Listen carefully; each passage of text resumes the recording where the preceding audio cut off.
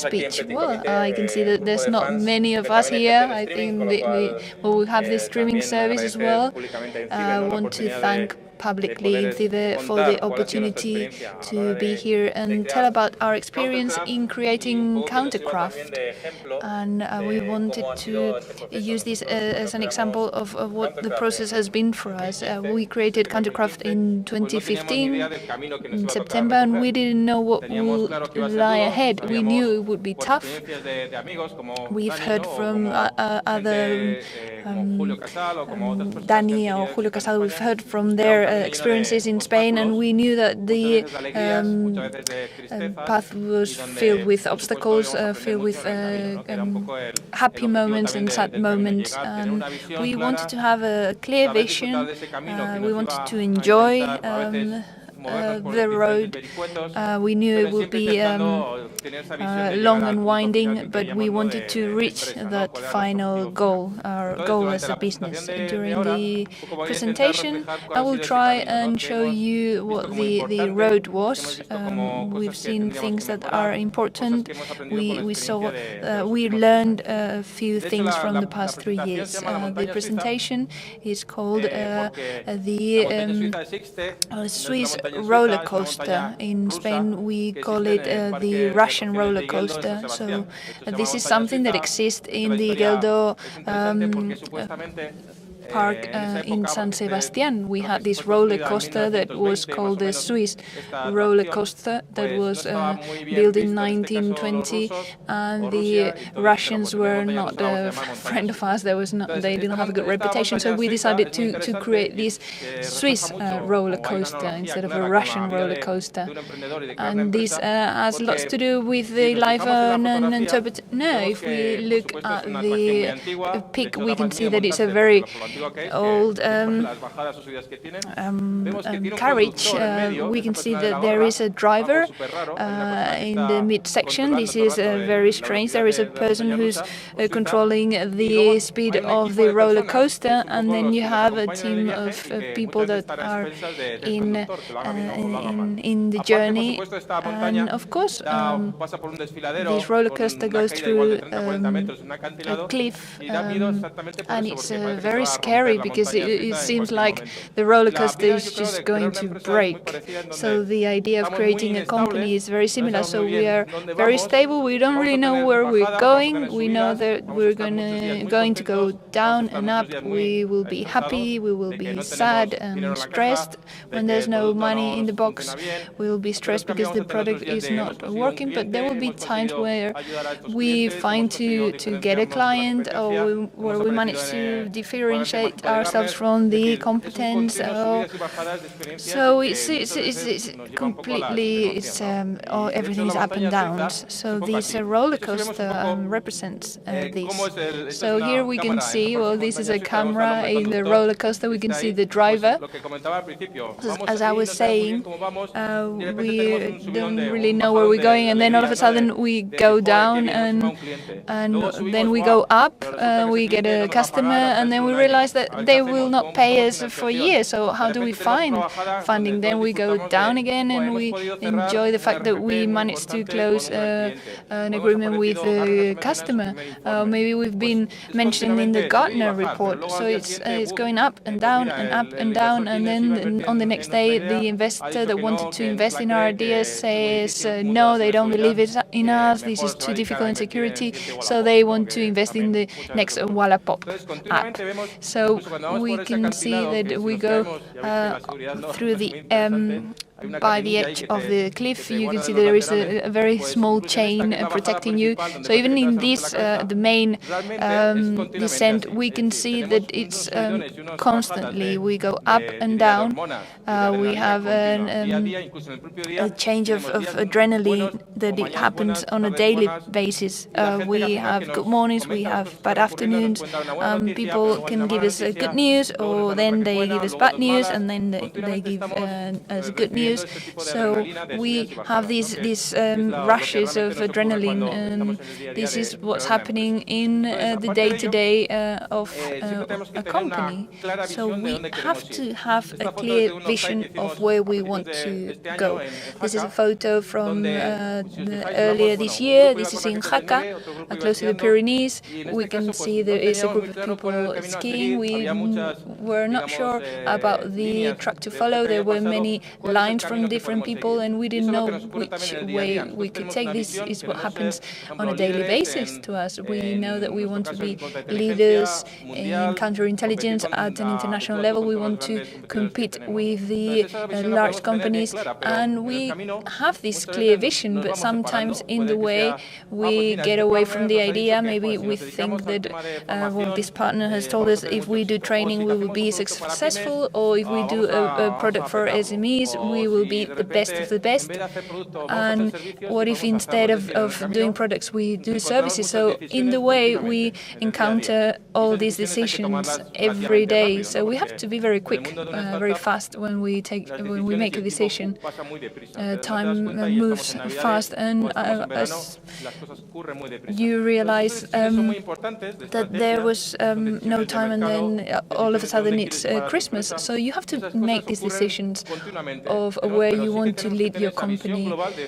But we have to have a global vision. We want to reach this final point, and we think that the path is going to be a straight line, but we realize that it's like swimming in the sea. We go from side to side.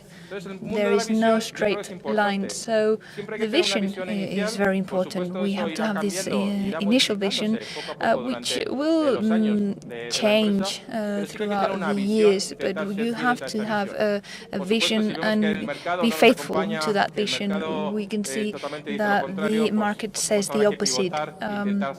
So sometimes well, you have to do something else. But if the market, if we see those green shoots and we start to get customers and have an impact, if we see that the analysts are talking about this market, we have to be pioneers. We maybe we don't have to follow the steps of an Israeli or American company. We have to be pioneers, because if the vision is clear, then you create your own path.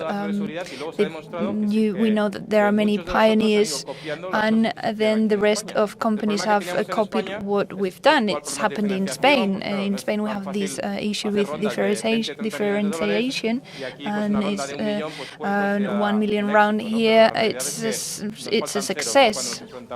We need higher amounts when we compete with Israel, the States, or the United Kingdom. So we have to have this clear.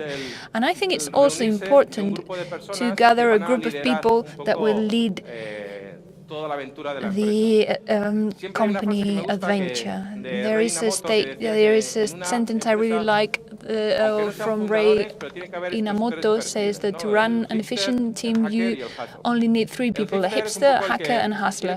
The hipster is the one who wants to do everything pretty, everything needs to be cool. We have to have like good vibes in the team, we have to give a good image, give good vibes, and the hacker is more of an introvert.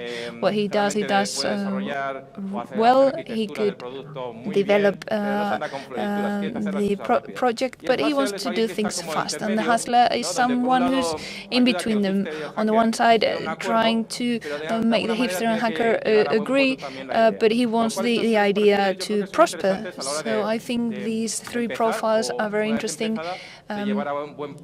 When you start a company, you have to have these 3 profiles that are aligned amongst themselves to make the right decisions, to make the product be technically good, but also to be sexy and to be the best. And these things we not always think about. but there are people in the company, in the management, that get lots of friction. The day-to-day is full of conflict. Sometimes we say A and they say B. Sometimes there's arguments, and sometimes you go for a drink until 5 a.m. and maybe we fight, but then we're friends, and you have to live with that. All these profiles in the company that will lead the company have to be very well interlinked and connected. Because even though we might argue because we're tired, because we've been traveling for the past 5 weeks, or because we've made a bad decision, even though these are the cases, we have to be on the same boat. We have to have that culture. In terms of roles, it's important not to think of the imposter syndrome. Sometimes we want to be a kind of Da Vinci. We want to know about everything, but it's impossible to know about everything. The reality is that we have to specialize, especially when the company grows. At the beginning, we need more Da Vinci profiles. We need people who can develop code, or who can make an agreement, or talk to an investor. But when we grow, we have to specialize. We have to have a person we need to have a person who knows about finance. We have to have a salesperson. We need to have a person who speaks to analysts. And gradually, you need to realize that there's people with a vertical knowledge, and you need just a few people that have the horizontal knowledge. So I think it's very important, because at the beginning, we need to know about everything. We need to know about human resources. We need to know how to draft contracts. When we did our first contract with the UK, it wasn't easy, because it's not as easy as it is as in Spain. Because in Spain, it's very easy to draft a contract, but in the UK, you have to negotiate with the person about the contract.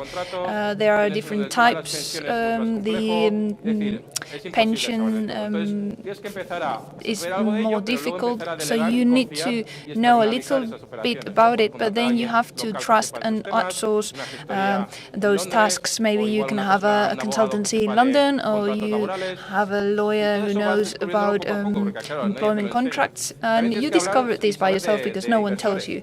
You have to know about risk capital and investors. There's much information online, and there's books, and everyone talks about it, but the reality is that the world is very different. Investors are also people. They have their bosses, they have their own investors that invest in the fund. They might have different goals and objectives, and even though we want the path to be successful for everyone, we have different points of view, and we need to be able to speak the same language as them, because they might talk about KPIs and strategy, but it's not the same language, it's not the same meaning as when we talk about strategy. We need to know about the finance. We need to know, for example, what's this thing about the R&D activation, what it is, how we can use it, or why do other countries don't like it, and what's the tax credit. These like basic financial things that, for me, for example, coming from a technical background, were difficult. Sales as well. In the previous panel, Mauro was mentioning that sales are extremely important. Before, I didn't have a good impression on the commercial world, but now I can see how valuable it is, because you might have a very good product, but if you can't sell it, then it's worth nothing. So the commercial world is a fundamental, it's a cornerstone of the company. So the product strategy, how to talk to analysts, how to talk to Forrester, to Gartner, to 451, how can you transmit your message so you can give them a good impression for their reports? Well, it's an art. You need to be able to talk to them and know how to do it at trade fairs, for example.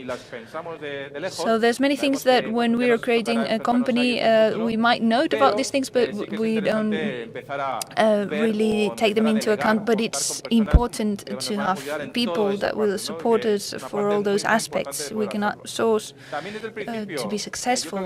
So from the beginning, I think this is something that didn't happen before. We have to have global ambition from minute one, because this didn't happen, but in the past. But you might be the best in Spain. Well, this has changed.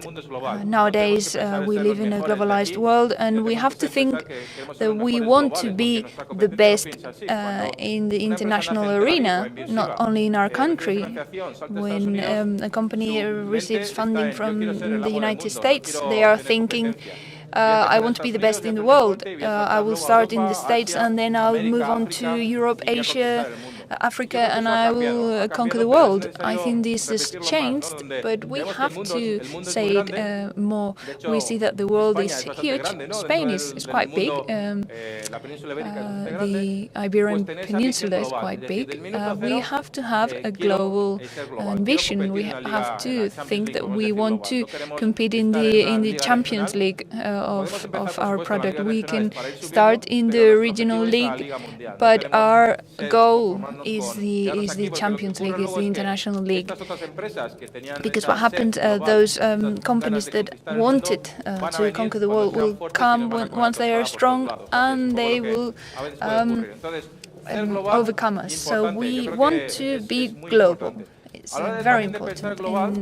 And when we think in global, we have to think of creating a global brand. At the beginning, we were saying that our webpage is only in English, and we wanted to create a brand that was good for the English-speaking world as well, because they are the ones a bit in charge in the cybersecurity field. And this is something that you have to have very clear. If we want to be leaders of the world, we have to invest in creating a brand that seems global. So these are the first 2-3 months we hired a branding company to create our brand, and to create it with the characteristics that we wanted. We wanted to be European, because it's part of what makes us different, because we were competing with American and Israeli companies, so we wanted to show that we were European, but we wanted to give a different image. We wanted to be we didn't want to be like this dodgy website of a hacker. We wanted to get rid of this image of security. We wanted to have a cleaner view, more like Apple. We wanted to forget about dark colors. Because I think that harms the world of security. So we wanted to break the mold. We wanted a cleaner image with a more prestigious image. So these are things that we have to think from the beginning. From the beginning, we need to think about what's the image we want to give, and what do we want to inspire when people get to know us. And we have to think about this when we do interviews, when we do blog entries, and you have to think this at the beginning. So when you set up a company, we have to think what comes first, the egg or the chicken, because when we create a company, there is a branching. Do we want to do a service company, a product company, a hybrid company? We have here in Spain companies of all these three categories. So this is an important decision. We wanted to have a product company, because if we wanted to compete at a global level, if we manage to have a strong product, it will be easier to scale at this international level, because it's slower with services. So the problem we had was that to create a product, we need developers, but then we need funding, we need to pay them. So we don't have profits from services. So we got lots of requests to do vending and intelligence, but we said, no, we don't want to do that. Thank you for the invitation. We want to focus on creating a product, not the services. So that's the problem about the egg and the chicken. We need to have funding. We need money. In Israel, in the States, 3 people with a PowerPoint makes it easier to reach investors. In Spain, this doesn't happen, and I would say neither in Europe. So we have to find a dance partner, because investors are your dance partners at the end of the day. They want you to be successful. They invest in your company to get that success, but we need to dance with them. We have to be travel partners, because we will spend years with them, so we have to choose right. It happened to us that at the beginning you go to a dance and we ask everyone to dance with us, and everyone rejects us. They say, oh, it's a good idea, it's too complicated, we don't know about cybersecurity, so we prefer not to do it. We prefer B2C. And we invest in you if you're in the States. These were examples of the things that were happening. So at the beginning, we were rejected by 20-25 investment funds. So what happened? Once you manage to get a dance partner, once someone say, I believe in what you say, I believe in you, then everything changes. Because those companies that were, those funds that were rejecting you, call you to say, well, if this person wants to invest, I want to be there as well, because I trust them. They have a very good track record. Adara invested, and once they did it, once they said they were going to invest, you know them, Adara, they've behind one of the great successes in cybersecurity in Spain.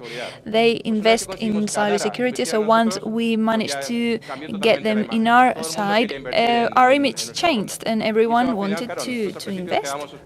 And we were very shocked at the beginning, because at first they said no, and now they say yes. But then you understand them, and you get in their shoes, and then you see that they're people.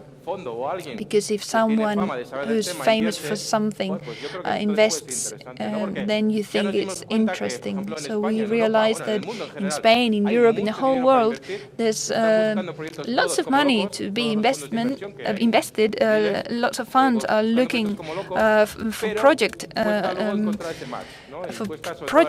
but it gets difficult once you start walking. You have customers, you have interesting income, then it becomes easier to get the funding. But at the beginning, maybe you only have a prototype and you have no clients, no profits, no income, and it's only 3 crazy people. Then you have to trust the market, and it is risky. But it's important to find a dance partner that allows you to grow, because in the next 5-10 years you will, because these dance partners will help you financially. They give you money, but they also have to help you finding customers, finding agreements, putting you in touch with interesting people. It's not just an economic agreement. You have to have something else. And then, of course, the team. The team is fundamental. You have to surround yourself with people that you think they will contribute, and people that are better than you are in the things that you need and which you are not used to. You have to find people in companies. There is a lot of demand in cybersecurity. There's no unemployment in this field. The demand is high. People are continuously changing jobs. And this happens in the startup startups field. How can you bring someone to a risky project and tell them that they will work more than in a traditional company? It's very difficult to tell them because we have to work for many hours. There's many changes. It's difficult to attract the talent. You have to be appealing for them. And what we try to do is what we try to do is bring people with lots of experience, people who are 40 years old, or people who are in their late 30s, and then we hire people in their early 20s. We don't have people in between, and we want to find that duality, people with lots of experience and people who come in with a great passion and very willing. So we've got people who bring in their experience and people who really want to make a difference. And we've been very lucky. We've had people who were 22 or 23-year-old, and they came with great skills and ideas. So the team, it's very important. In our case, we had to hire people in different parts because it was difficult to find them in San Sebastián. We have people in Madrid, Pamplona, Sevilla, the UK, the States, because at the end of the day, it's difficult to find the profiles that you need. I think this will change even further. To be distributed is something normal in companies. So once, even though that team is not in the same place, you have to be in the same boat. So every year we get together, we do leisure activities, we do talks. This is from last autumn, where we went to a vineyard, we did go-karting, we went to ski. We have someone in Albacete, for example, so we want them to be in touch with the person who is in London or in Seville, so that they trust each other, because we're a small team and we all have to do everything, but we have to rely on each other. When we grow as a company, we need to know how the accelerators can help us or hinder us. We did 3. We were in the first version of the edition of the INCIBE one. 3 years ago, we went to one in the GCHQ in the UK. We went to one in the Basque Country called Bind, and all of them can help you. But as Mauro was saying, depending on the stage of our company, because these accelerators, for example, the GCHQ, it was being in a town close to Bristol, and we were isolated. We were working with mentors, with people who wanted to help, but depending on where we are,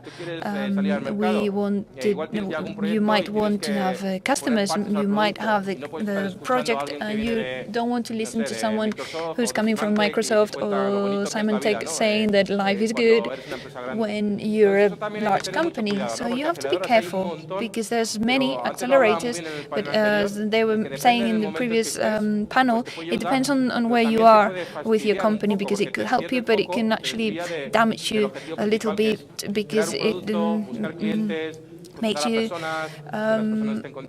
divert from your goal, and sometimes it gets complicated. So we have to look for the right travel partners. We've talked about the team, about the investor, but we have to have sometimes partners. We've tried to find those partners that help you at the beginning, and also once the product is stable and can be escalated, they help you escalate it to other countries that we couldn't reach. At the beginning, we were selling directly. The funders we were the ones selling and trying to find the customers, but that's not good for scaling, because if we want to sell in Jamaica, in Abu Dhabi, in the United Kingdom, we need people or people there, because it's difficult to have a sales team of 100 100 people, we can support ourselves with partners that can work with us and do the work together so that they can get customers, and we get help working with these partners and reach that global vision that we have. It's important to choose those partners well. Maybe it's a big consultancy or a large company with presence in every country or in many countries, so it's important to choose the right one. So obviously exposing yourself, you have to be seen. So you need investment for this. Having a stand in San Francisco in a fair that is once a year, you are investing $60,000 to be there just for 4 days. So you have to see what return you can get from that investment. But it's important in terms of image, because then you've got the Gartner analysts, or you've got customers at an international level coming to these fairs, and then you have to think if this is useful for you. No. In London, we went to the Cybersecurity Week, but we go to events where people can get to know what our company is, what we do, and it's in those events where we find the synergies, the clients, the partners, because they're not going to come to your doorstep. Well, some people find us through the website, and you get a contract, but in the world of cybersecurity, it's not so easy, not so feasible, but it's something that you can try and do. So that's why you have to be visible in social networks. We were discussing is it better LinkedIn or Twitter to have a presence in social media. You have to see where we can generate more engagement with users, with people, and you have to do it. It's a tough work, and you have to put the effort in. To conclude, something that I didn't pay attention to at the beginning, but I think nowadays it's fundamental. You have to have indicators of the key performance of the company. They could be basic in terms of sales, leads, where they are in the pipeline, how many employees you have, what's the burn rate, what's the MMR, so there are many KPIs that are strictly financial, but you need to find those indicators that can predict the progress of the company. For example, the number of partners that have signed up, the people we can get in one day, how many days we take to make the product progress. So we need to shape many things, because those indicators will help us to say, well, this is going well, next year will be the best because we're doing very well, or on the contrary, we have to make changes because nothing is happening and we're doing very badly. So those indicators are important, so that you have a type of kind of control panel that you can update every month, 3 months, or every year to see what we're doing as a company. So as a wrap-up, when someone wants to create a company, they have to be very sure of what they're doing. They have to have the support, not only the financial support, but also the support in his surroundings, in his home as well, because we've seen that it's a roller coaster, so you have to have the support, the emotional support as well. You have to have a team that is better than you, so that you can trust them, because otherwise you will not scale up.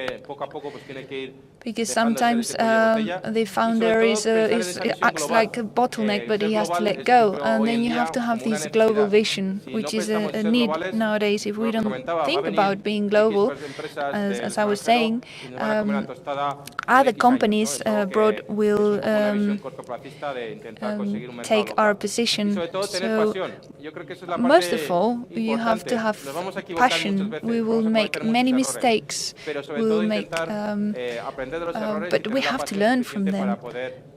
We have to have a base to find that vision, to get to it, to that final vision.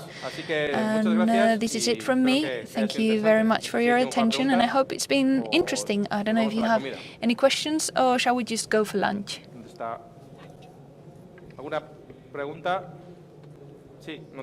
We have a question here. I don't think we have a microphone.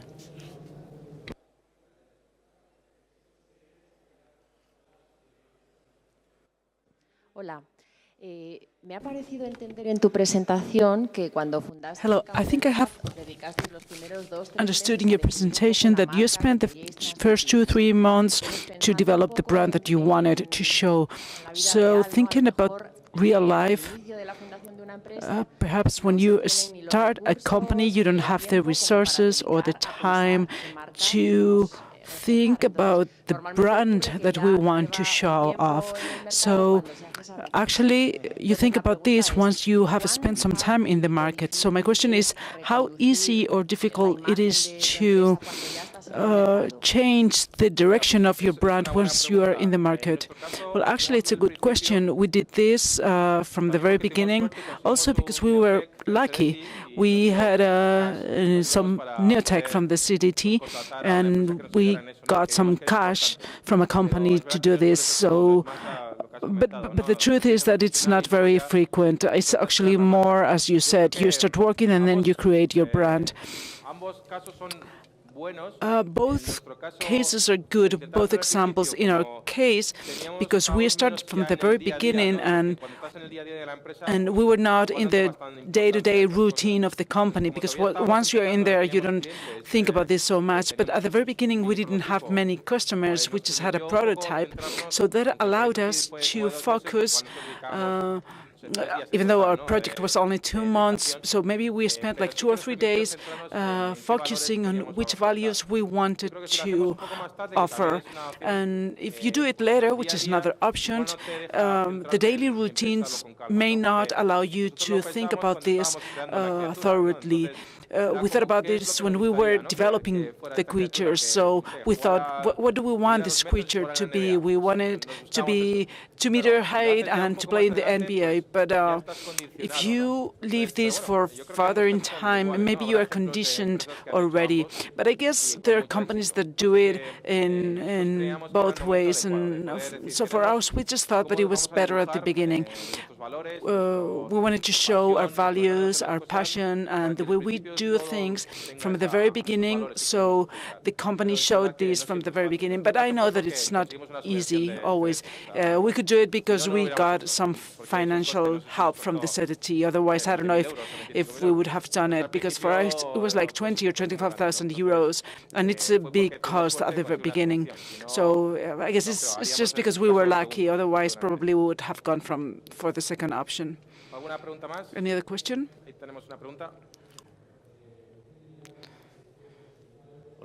Hello, David. I'm going to take advantage and I'm going to ask you to reveal my future based on your experience and the time we are living now with emerging technologies, blockchain and Internet of Things, artificial intelligence. So if someone asks you, in what could I be an entrepreneur? Which fields of the cybersecurity you think are going to be safe in the next 5 years? Well, that's a very tricky question, actually. I think that today we live in a very noisy society with a lot of difficult words. So in any investing pitch, if you don't mention blockchain and words like this, you're nobody. You have to just stick it there, even though it doesn't fit. Some companies even put it there without meaning anything. So I think currently we are in a bit of a complicated period. We are like in a bubble. We've talked already about this. We live in a society with investings and some companies that are like grown up because of with investings, but they don't have a clear idea where they are going to in the next 5 years. So I think it's true that the cybersecurity is something that it's totally horizontal, and there's some needs in here. So I would go for not so much for the classic point of view, but more on which how can we predict the next attacks, either in cars, in smart cities, or in our homes, which will be connected all over.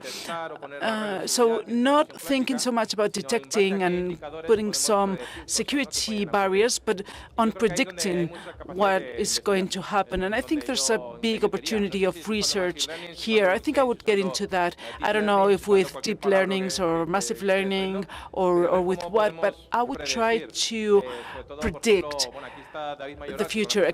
Here we have David Mayoral with a robotic company, and we see that robots are going to be quite important in the future. And I think that's very interesting because the robot security area is going to be a big thing in the future, and we can see that already.